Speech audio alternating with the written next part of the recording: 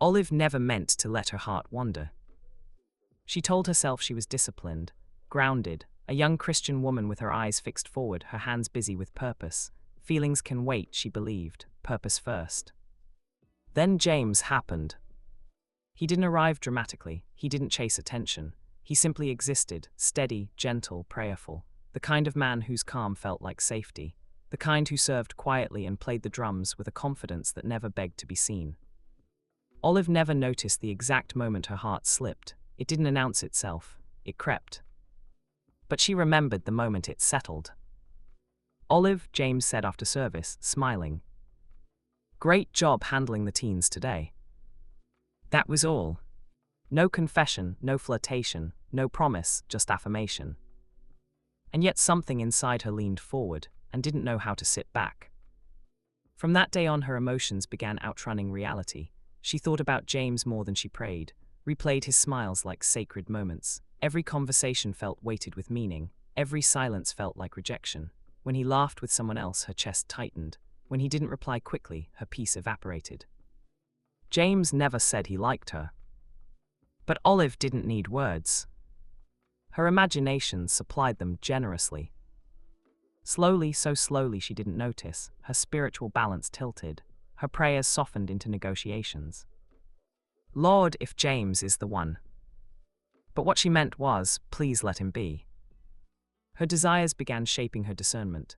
When James asked if she got home safely, it felt like destiny. When he sat near her by coincidence, it felt like confirmation. When he asked about her day, she called it spiritual alignment. It wasn't revelation. It was emotion wearing the costume of prophecy. She panicked when he spoke less warmly, felt invisible when he talked to another sister. When he didn't view her Instagram story, it felt personal. One afternoon she called him about a youth meeting. He didn't answer. Her mind spiraled. Did I upset him? Did I say too much? Does he avoid me? Maybe he likes someone else. 30 minutes later, a text arrived. "Sorry, Olive, I was in a meeting."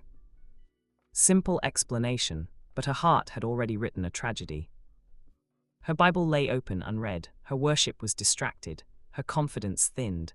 God's voice grew quieter, not because he left, but because her emotions grew louder. She started comparing herself, measuring her worth against other women, watching who James laughed with, served with, noticed. She felt small, insufficient, ashamed. Why am I like this?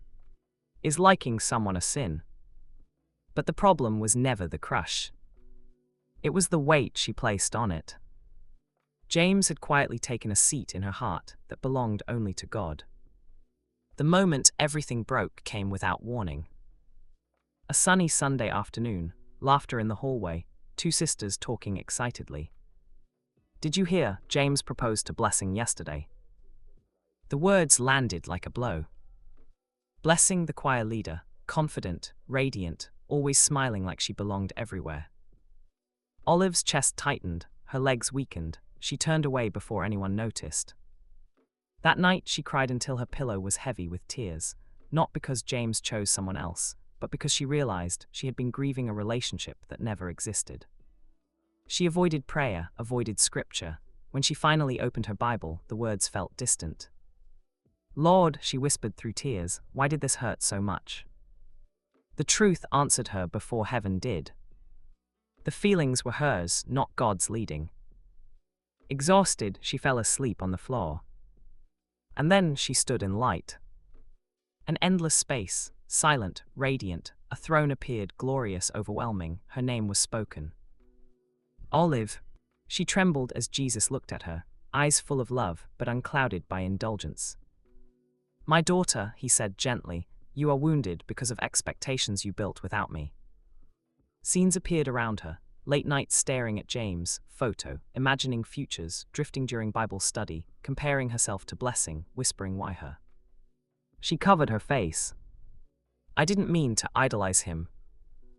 Jesus' voice was kind but firm. "A crush is not sin, but it becomes dangerous when it rules you, when emotions replace me. You gave a man the space meant only for God." Another image, her Bible open, her thumb scrolling through James' page. "This is why you were hurt," he said. "Your heart was tied to someone I never tied you to." She wept, Then his hand touched her chest, the heaviness lifted. Words appeared like living light. Surrender what you feel, what you hide grows, what you surrender breaks. Reduce exposure, stop feeding what you're trying to heal. Guard your thoughts, don't replay, don't imagine. Ask for clarity, not possession. Fill your heart with my word, or emotions will occupy it. Celebrate others without envy. Trust my timing, you are not late. Return to me, Jesus said, and your heart will be restored. Light consumed everything. Olive woke with tears still on her face, but this time they weren't from heartbreak. They were from awakening. She knelt. Lord, I release James, I release every imagination. Heal me, redirect me. Peace settled over her, quiet, steady, real. And something new began. Her phone no longer ruled her evenings. Her thoughts no longer circled one man. She started asking different questions. Who is God calling me to become? What am I neglecting? She studied, built skills, set goals, returned to purpose. She stopped chasing a fantasy and started becoming a woman of substance. People noticed the change, her calm, her confidence, her maturity. She congratulated Blessing sincerely. And that's how she knew she was healed. Not because someone chose her, but because God reclaimed her heart. She didn't just lose a crush. She found herself again. Beloved, crushes are human, even for godly women, but when emotions take God's throne, destiny bleeds quietly. Don't let feelings outrank faith. Don't let imagination replace instruction. And don't build futures God never approved.